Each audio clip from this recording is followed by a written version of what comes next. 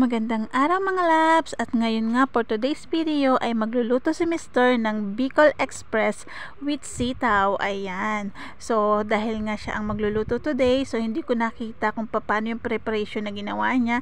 So hindi ako nakapag-video yung kanyang mga ingredients dito. Kasi sabi niya, mag-relax lang daw ako habang siya ay nagluluto. So, laking bagay nga talaga kapag ka nandirito si Mr. sa bahay kasi natutulungan niya ako sa ibang gawain pa at syempre sa pag-aasikaso na rin ng mga bata. Weekend lang kasi siyang umuwi kaya naman sinusulit niya kapag ka nandirito siya sa bahay. At mabalik nga tayo dito sa niluluto ni Mr. So, ayan, tinawag na nga niya ako at sabi niya ay tikman ko na daw ang kanyang niluto. Ito yun na nga yung part na talagang natuyo na yung gata niya at halos nagmamantika na yung gata. Masarap at nanunuot talaga yung lasa. So, ayan na nga. This is it, tikiman time.